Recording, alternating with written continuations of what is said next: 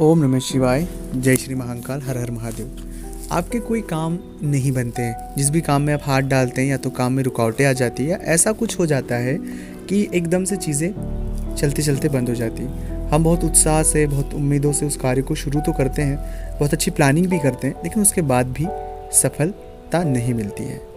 तो जब कोई काम में सफलता नहीं मिलती है और हम बहुत हताश हो जाते हैं, निराश हो जाते हैं, एक तो हमारा जो धन है वो भी ख़राब हुआ, समय भी ख़राब हुआ और बहुत सी चीज़ें आपके साथ, आपको ऐसा लगता है कि चीज़ें ख़राब हो रही हैं। तो ऐसी पूरी सिचुएशनों में हमें क्या करना चाहिए जिससे हमारा काम चले, हमारे काम बने और जीवन में जो उन्नति हम चाहते हैं हमें मिले। दरअसल हम तो यही चाहते हैं कि हमारा जीवन चलता रहे, हम सिर्फ दाल रोटी से लगे रहें, एक सामान्य जीवन हो, हमें किसी से धन लेने की आवश्यकता ना हो, एक अच्छा गुजर बसर हो जाए बस, कि हमें किसी पर डिपेंड ना होना पड़े। आज़ादी चाहिए, आर्थिक आज़ादी। तो अगर ऐसी कोई भी सिचुएशन है आपकी लाइफ में, कभी है या नहीं भी है, तब भी इस वीडियो को आपको देखना चाहिए, सुनना चाहिए, समझना चाहिए मेरी इन बातों को, क्योंकि ये आपके काम में आएगी। नहीं आपके काम में आएगी तो किसी और आपके मित्र के काम में आ सकती है, लेकिन ये चीज़ें आपके ज़रूर काम में आएगी। अगर अभी तक आपने चैनल को सब्सक्राइब नहीं किया है और नहीं जुड़े हैं तो प्लीज़ आप चैनल को सब्सक्राइब करके जुड़ें। कमेंट्स में भोलेनाथ का नाम लिखें। अगर आप चाहते हैं अपनी कुंडली का विश्लेषण हमसे करवाना, स्क्रीन पर नंबर चल रहे हैं, व्हाट्सएप पर अपॉइंटमेंट लेकर हमसे बात कर सकते हैं। उसका फीस शुल्क लागू है दोस्तों।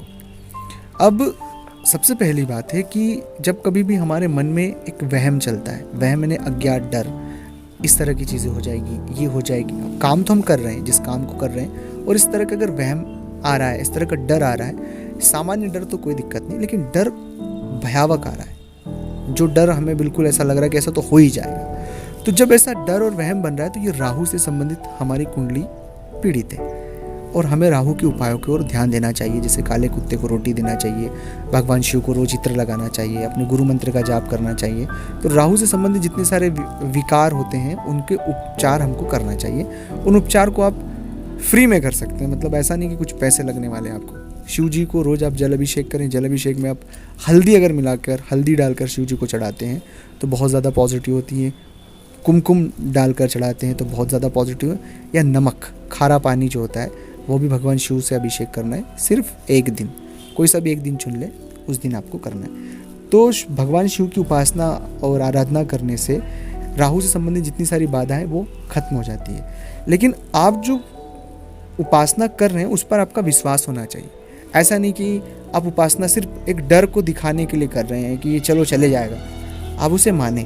जब आप उसे मानेंगे, समझेंगे, तो डर स्वाभाविक रूप से चले जाएगा और आपका विश्वास जो है वो बढ़ेगा, आपका आत्मविश्वास बढ़ेगा, और आत्मविश्वास बढ़ेगा तो आप खुद चीज़ों को महसूस करेंगे कि ये जो डर चल रहा था अज्ञात की, व्यापार बंद हो जाएगा, नौकरी नहीं लगेगी, ये हमें ऐसा कर देंगे, बहुत सारा एक वहम चलता है। वो वास्तविकता में वो चीज़ें बहुत से जातकों के साथ होती भी है कहीं, लेकिन हर एक जातक के साथ वो चीज़ें नहीं होती है। और आप जो सोचते हैं वो गलत ही सोचते हैं, नकारात्मक वे में, क्योंकि नकारात्मकता का मतलब ही होता है कि हम चीज़ें गलत सोच रहे हैं। अब ये सबसे पहली चीज़ आपको सही करने की आवश्यकता है, जिसके बारे में मैंने आपको विस्तार पूर्वक चीज़ें समझा दी है। अब दूसरा जो है बात कि जब कभी भी कोई चीज़ शुरू करें तो उसे बहुत ही शांत तरीके से और बहुत कम मार्केटिंग के साथ, मतलब जो कर रहे हैं आप बहुत शांति से करते रहें। क्योंकि होता ऐसा है कि जब आपसे जो जलने वाले लोग हैं, जो आपका बुरा चाहने वाले लोग हैं, वो तरह तरह की बाधाएं उत्पन्न कर देते हैं। आपको ऐसा लगता है कि हमसे कौन बुरा चाहेगा, हमसे कौन ये चाहेगा, लेकिन हर एक व्यक्ति से कोई ना कोई लोग जलने वाले होते हैं और वो बुरा करने के लिए तैयार रहते हैं। वो रहेंगे साथ, फिर भी पीठ पीछे से वार करेंगे। तो वो शत्रुओं को आप पहचान भी नहीं सकते। एक सबसे बड़ी दिक्कत ये कि ना आप उन्हें पहचान सकते हैं। तो हमें बहुत शांत से, बहुत धैर्य के साथ और बिना किसी महिमा मंडल के साथ चीज़ों को शुरू करना है, तो उसमें सफलता के चांसेस ज़्यादा है। क्योंकि तरक्की से बहुत कम लोग आपकी खुश होंगे